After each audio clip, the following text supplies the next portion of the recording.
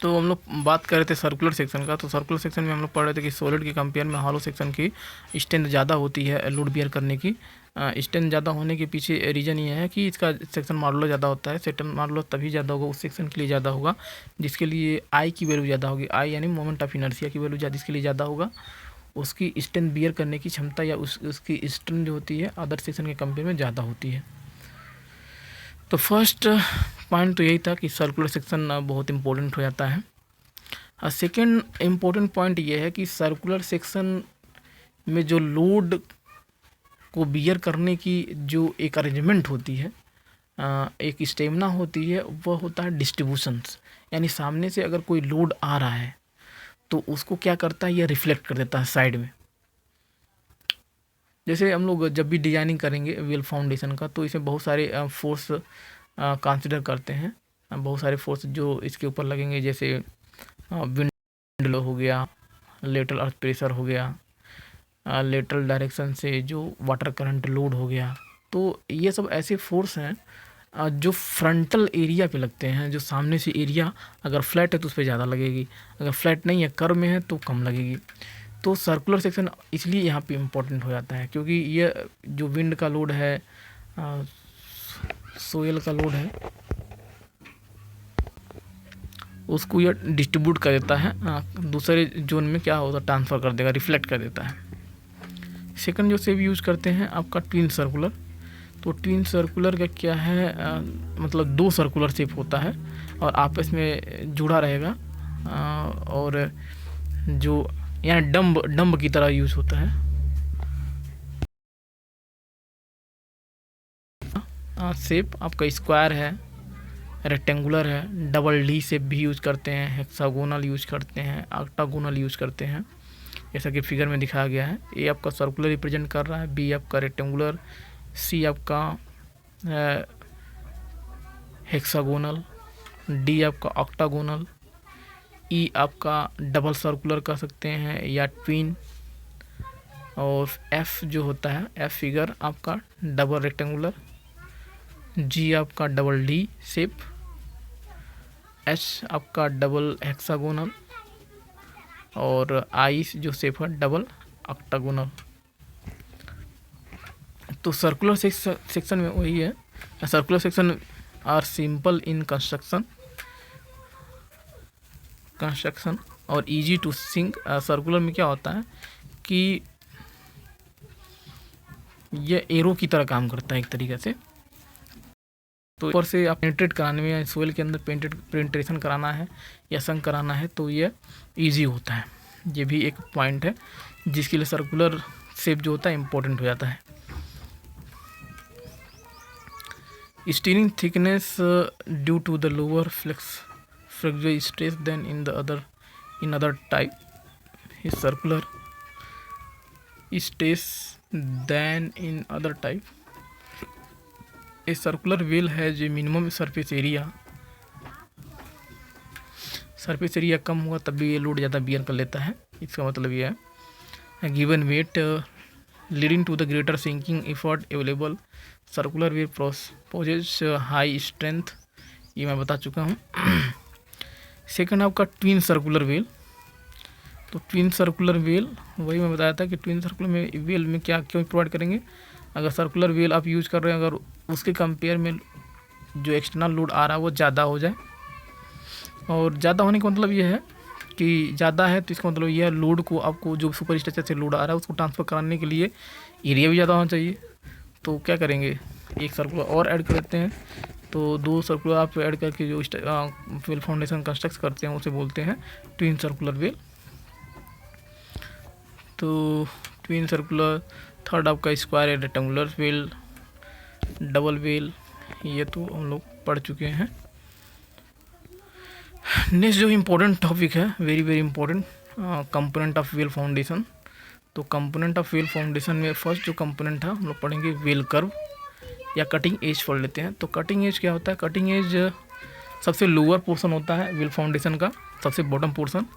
और ये जो व्हील फाउंडेशन के जो सिलेंड्रिकल वॉल्स होते हैं उसके सबसे नीचे बॉटम पोर्शन पे लगा होता है एरो की तरह शार्प एज होता है। यानी एक तरीके शार्प एज जो होती है जो सोयल को कट करने के लिए यूज़ करते हैं, सोयल को पेंटेड कराता है और सोयल को काटता है, उसी को हम लोग बोलते हैं कटिंग एज। और सेकेंड जो कटिंग एज, आपको यहाँ देख लीजिए कटिंग एज यहाँ पे है, सेकेंड पॉइंट पे है। The cutting edge is the lowest part of the well foundation and फैसिलिट penetration of the bottom of the well during the sinking.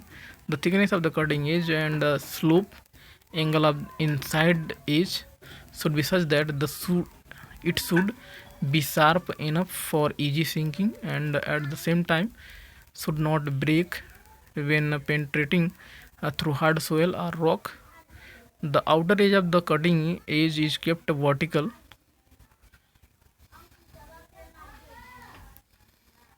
while the inner edge has a slope of 1h is to 2v, तो 1 horizontal और 2 vertical. तो जो as का है, as cutting edge जो होता है उसकी स्लोप क्या होनी चाहिए, 1 हॉरिजॉन्टल और 2 वर्टिकल होना चाहिए। तो इसमें ही दिया गया।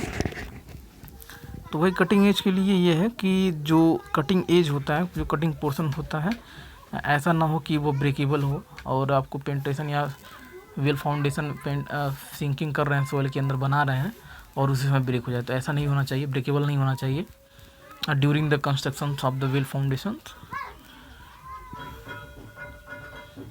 और शार्प होना चाहिए और इसका एक पोर्शन क्या होना चाहिए, वर्टिकल होना चाहिए, एक कोई स्लैंटिंग होना चाहिए, इसमें याद रखेंगे। और यहाँ पे कटिंग एज का डायग्राम दिया गया है। कटिंग एज, ये देखिए कटिंग एज का डायग्राम है। तो कटिंग एज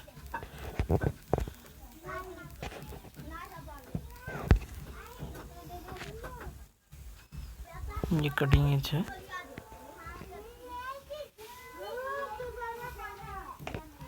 स्टेपन प्लेट, कटिंग एज प्लेट लगा है, ये आपका ये कटिंग एज।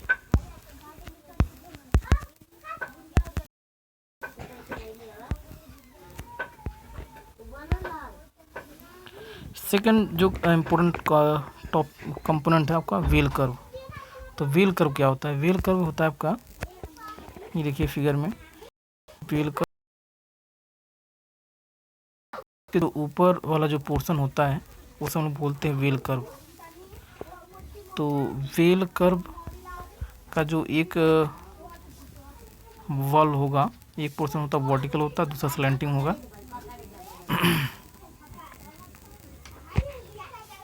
और इसी पे जो वेल फाउंडेशन होता है, जो आउटर वॉल्स होती है, इसी के ऊपर सपोर्ट करते हैं हम लोग वेल कर्व के ऊपर।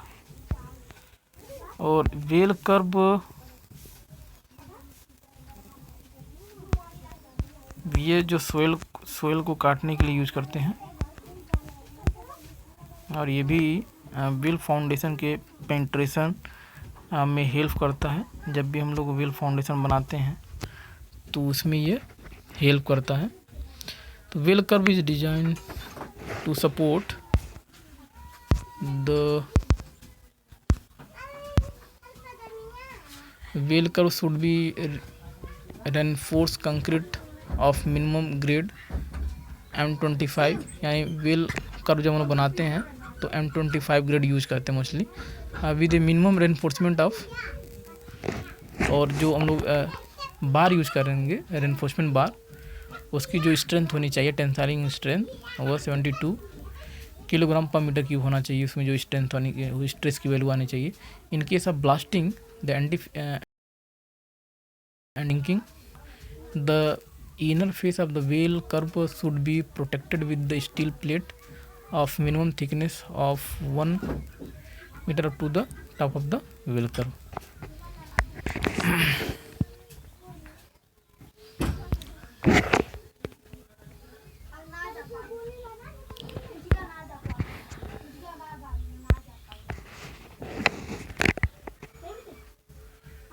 सेकेंड आपका कटिंग एज है।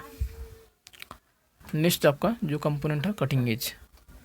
कटिंग एज भी हम लोग पढ़ चुके हैं। कटिंग एज जो थर्ड पढ़ते हैं हम लोग, स्टीनिंग है ना, सबसे इम्पोर्टेंट स्टीनिंग। तो स्टेनिंग जो हम लोग बताए अब तक पढ़ रहे थे, जो आउटर वॉल्स होता है वेल फाउंडेशन का, उसे हम लोग बोलते हैं स्टेनिंग। तो वेल स्टेनिंग जो आउटर बार होता है उसे हम लोग डायग्राम में देख लेते हैं। तो ये आपका स्टेनिंग जो आउटर बना होता है, आउटर वॉल, उसी को हम लोग बोलते हैं स्टेनिंग। और ये स्टेनिंग क्या होता है, स्टेनिंग ये वेल कर्व के ऊपर सपोर्ट होता है और ये ऊपर तक जाता है।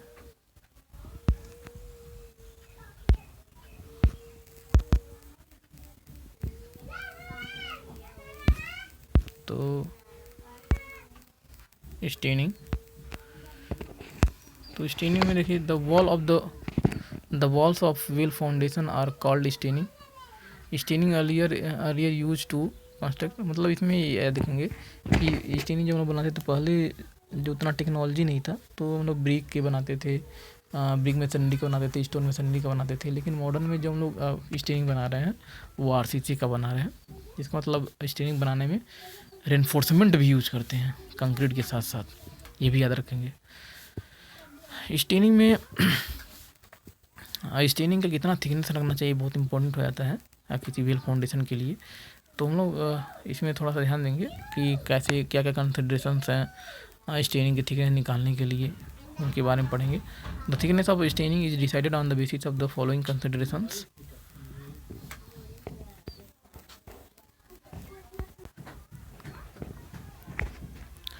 स्टेनिंग में इसमें एक इम्पोर्टेंट और है, the thickness of the staining is generally about 1/4 of the diameter of railway bridge. Railway bridge के केस में जो लेटरल डायमेंशन होगी रेलवे ब्रिज का, अगर उस केस में स्टेनिंग की थिकनेस दे रहे हैं तो वो 1/4 डायमेंशन का होना चाहिए इसमें। और अगर रोड ब्रिज के लिए आप स्टेनिंग बना रहे हैं तो उस केस में जो डायमेंशन रखेंगे, जो थिकनेस रखेंगे स्टेनिंग की, वह आपका रोड ब्रिज की जो डायमेंशन होगी, जो कैरिज वे होगा, उसका 1/10 लेते हैं।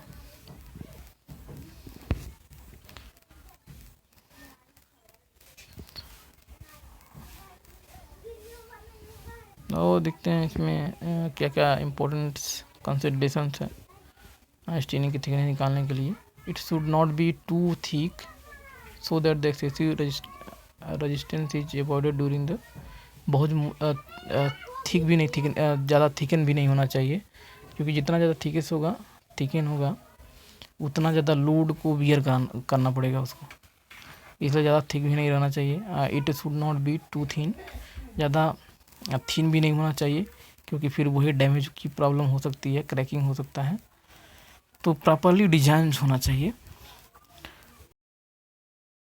तो the additional stress induced when corrective measures are taken for the tilting and the shifting of the wheel. तो स्टेनिंग की थिकनेस निकालने के लिए IRC रिकमेंडेशन भी है, जैसे IRC 78/2014। The minimum thickness of the wheel staining for road bridge, minimum thickness road bridge के लिए कितना होना चाहिए, 0.5 मीटर होना चाहिए। The thickness of staining for road bridge should be determined using formula है, मिनिमम थिकनेस का वैल्यू दिया है 0.5 मीटर। और अगर मिनिमम नहीं लेना है और डिटरमाइन करना, फाइंड आउट करना है कि थिकनेस की क्या होनी चाहिए, एवरेज कर सकते हैं, यानी नॉर्मल कंडीशन में क्या थिकनेस लेना चाहिए, उसके लिए फार्मूला होता है स्मॉल t सफिक्स में s, ts equals to KD √L